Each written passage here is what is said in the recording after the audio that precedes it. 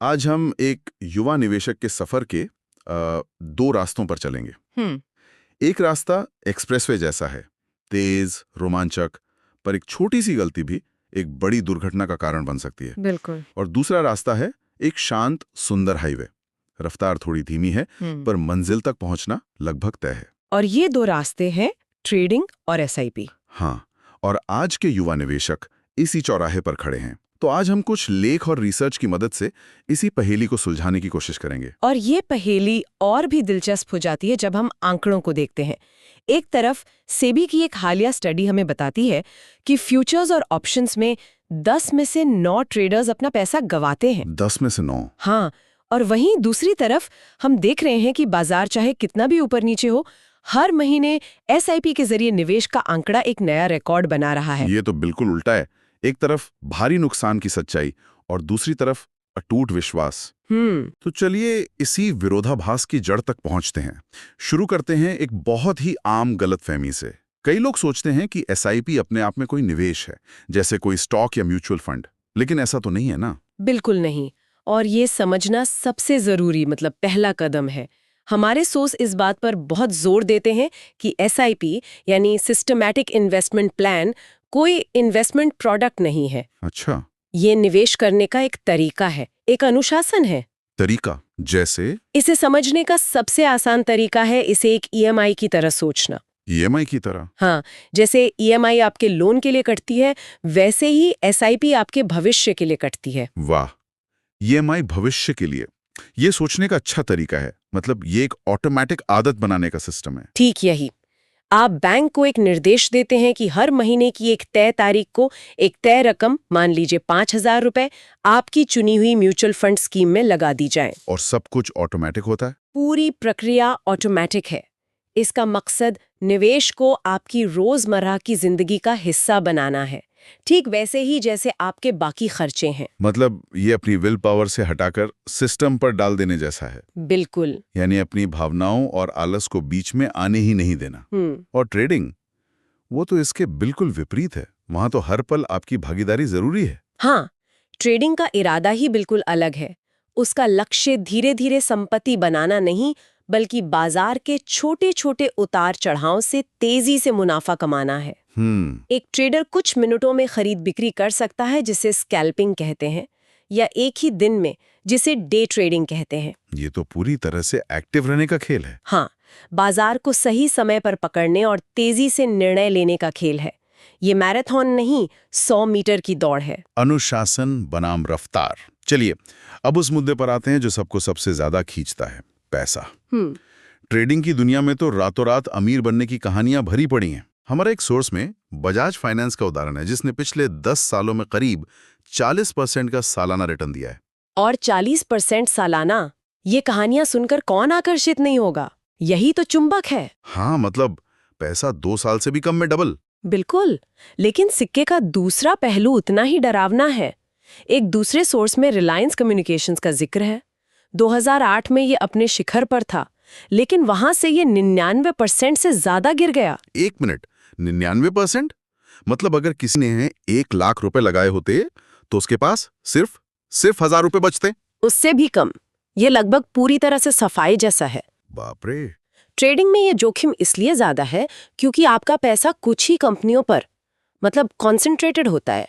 दांव सही लगा तो आप हीरो, लेकिन अगर दांव गलत पड़ा तो जीरो भी हो सकते हैं। लेकिन यहीं पर एक सवाल उठता है, अगर कुछ ही स्टॉक पर दांव लगाना इतना जोखिम भरा है, तो फिर राकेश झुनझुनवाला जैसे दिग्गज निवेशकों ने तो कुछ ही कंपनियों पर बड़ा दांव लगाकर ही इतनी बड़ी संपत्ति बनाई थी।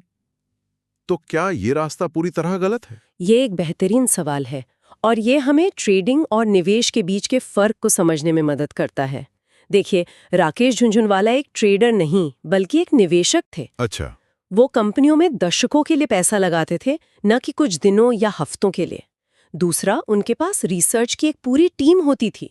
वो कंपनी के बिजनेस को अंदर बाहर से समझते थे।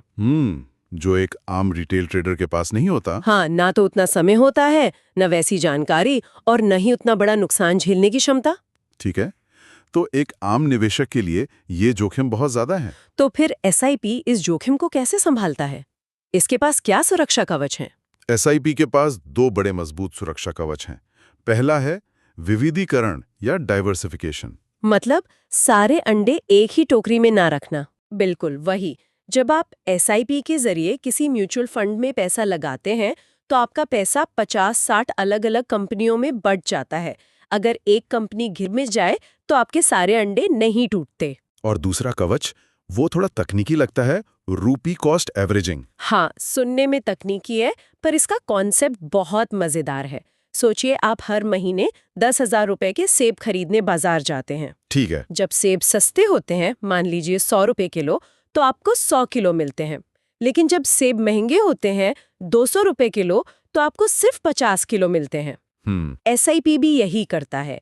जब बाजार गिरता है और म्यूचुअल फंड की यूनिट्स सस्ती होती हैं तो आपके 5,000 में ज्यादा यूनिट्स आती हैं, और जब बाजार चढ़ता है और यूनिट्स महंगी होती है तो कम यूनिट्स आती हैं। वाह, इसका मतलब तो ये हुआ कि बाजार का गिरना एसआईपी निवेशक के लिए असल में एक अच्छी खबर है। बिल्कुल। आप बाजार की सेल का फायदा उठा रहे होते। हाँ, आप डिस्काउंट पर खरीदारी कर रहे होते हैं, वो भी बिना ये चिंता किए कि डिस्काउंट कब मिलेगा। लंबी अवधि में ये आपकी औसत खरीद कीमत को कम कर देता है और तनाव से भी बचाता है। हाँ, वो तो है ही। ठीक है, जोखिम वाला हिस्सा तो समझ आ गया। एसआईपी ज्यादा सुरक्षित है, लेकिन क्या इससे वाकई बड़ा पैसा बन सकता है, या ये बस एक सुरक्षित लेकिन बोरिंग और धीमा रास्ता है? यहीं पर वो कंपाउंडिंग वाली बात आती है। हाँ, कंपाउंडिंग। और यहीं पर असली जादू छिपा है। हमारे एक सोर्स में एक उदाहरण है जो किसी की भी आंखें खोल सकता है। मान लीजिए आप 1 लाख रुपए का निवेश करते हैं। अगर आपको इस पर 20 साल तक 12% का सालाना रिटर्न मिलता है तो ये रकम बढ़कर लगभग 11 लाख रुपए हो जाती है। 1 लाख का 11 लाख 20 साल में। ठीक है, ये अच्छा है। अब यहीं पर ध्यान से सुनिए, अगर आपको 12% की जगह 24% का सालाना रिटर्न मिले तो डबल हो जाएगा, 22 लाख। नहीं, 24% की दर से 20 साल में वही 1 लाख रुपए बन जाते हैं 1,15,00,000 रुपए। क्या? 1 मिनट, 1 करोड़? ये कैसे? मतलब रिटर्न सिर्फ डबल हुआ है, 12 से 24%? हाँ, और पैसा 10 गुना से भी ज्यादा हो गया। ये गणित तो मेरे सिर के ऊपर से जा रहा है। यही कंपाउंडिंग की शक्ति है। इसे दुनिया का 8वां अजूबा कहते हैं ना, वो ऐसी नहीं कहते। हर साल आपका मुनाफा भी मुनाफा कमाने लगता है और समय के साथ ये एक स्नोबॉल की तरफ बढ़ता जाता है। अच्छा। ट्रेडिंग आपको उस 24% रिटर्न की संभावना देती है, लेकिन इस भारी जोखिम के साथ कि आपका 1 लाख शून्य भी हो सकता है। और एसआईपी? एसआईपी आपको 12 से 15% जैसे यथार्थवादी रिटर्न के रास्ते पर रखकर कंपाउंडिंग के इस जादू को काम करने का पूरा समय देता है। ये अंतर चौंकाने वाला है। तो निवेश सिर्फ गणित का खेल नहीं है, इसमें इंसान की भूमिका भी बहुत बड़ी है। चलिए अब समय, मेहनत और भावनाओं की बात करते हैं। एक ट्रेडर की जिंदगी और एक एसआईपी निवेशक की जिंदगी में क्या फर्क है? जमीन आसमान का। हमारे स्रोत बताते हैं कि सफल ट्रेडिंग एक फुल टाइम जॉब है। Full time job? हाँ, ये कोई साइड हॉबी नहीं हो सकती। आपको सुबह से शाम तक स्क्रीन के सामने बैठना होता है, खबरों पर नजर रखनी होती है, कंपनियों की बैलेंस शीट समझनी होती है, चार्ट्स पढ़ने होते हैं। ये तो बहुत ही हाई स्ट्रेस और हाई एंगेजमेंट वाला काम लगता है। बिल्कुल। और एसआईपी निवेशक की जिंदगी वो बिल्कुल अलग है। इसे तो set it and forget it कहते हैं। हाँ, सेट करो और भूल जाओ, क्योंकि आपका पैसा प्रोफेशनल फंड मैनेजर संभाल रहे हैं जिनका काम ही यही सब करना है। आप अपनी जिंदगी जी सकते हैं, अपने करियर पर ध्यान दे सकते हैं, परिवार के साथ समय बिता सकते हैं, छुट्टियों पर जा सकते हैं, और इस दौरान आपका पैसा चुपचाप अपना काम कर रहा होता है। ये मानसिक शांति का पहलू बहुत बड़ा है और शायद यही भावना वाले हिस्से से भी जुड़ता है।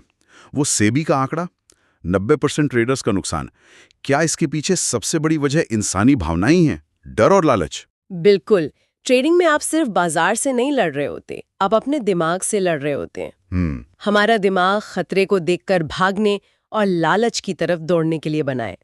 लोग गिरते बाजार में डर कर बेच देते हैं और चढ़ते बाजार में लालच में आकर सबसे ऊंचे दाम पर खरीद लेते हैं। और एसआईपी इस लड़ाई को ही खत्म कर देता है। हाँ, वो इस लड़ाई को सिस्टम से हटा देता है, क्योंकि निवेश ऑटोमेटिक है।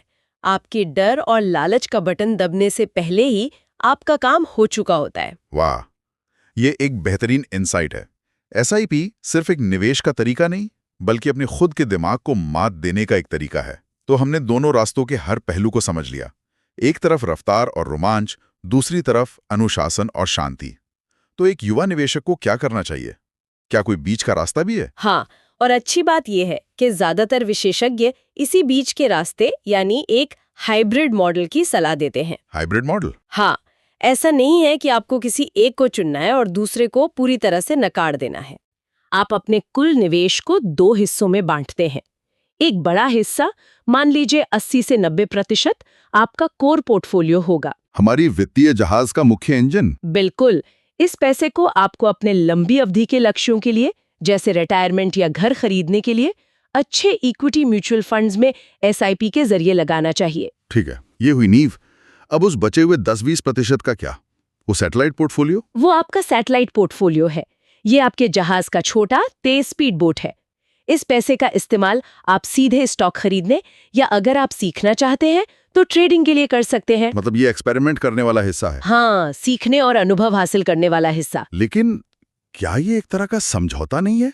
अगर किसी को ट्रेडिंग में विश्वास है तो वो अपना 100% क्यों ना लगाए? और अगर SIP ही सही रास्ता है तो 10% भी जोखिम में क्यों डालें? देखिए, इसका दोहरा फायदा है। पहला, आपका कोर पोर्टफोलियो आपके बड़े वित्तीय लक्ष्यों को सुरक्षित रखता है। आप अपने रिटायरमेंट के पैसे से जुआ नहीं खेल रहे होते। सही बात है।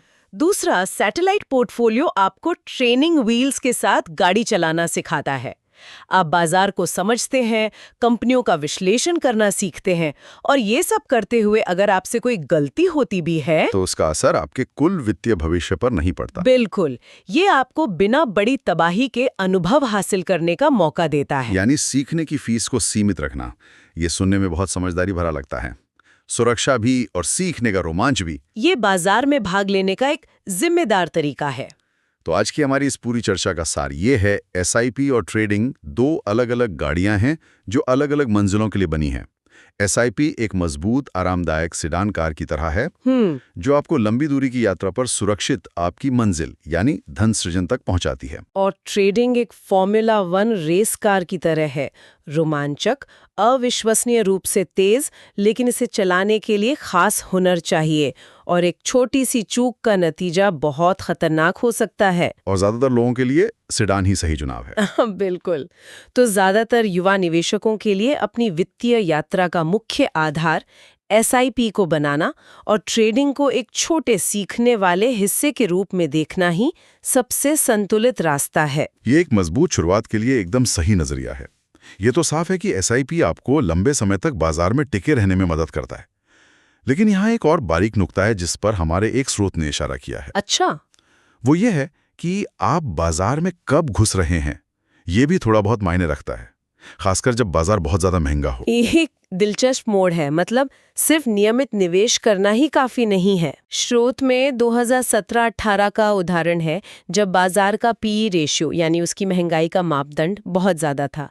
जिन्होंने उस शिखर पर निवेश शुरू किया, उन्हें मुनाफा देखने के लिए कई साल इंतजार करना पड़ा।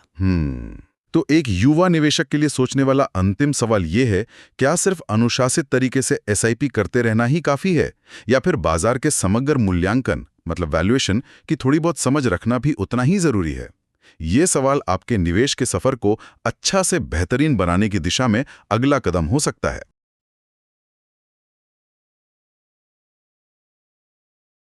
अगर आपको वीडियो पसंद आया हो तो लाइक, शेयर और सब्सक्राइब जरूर करें।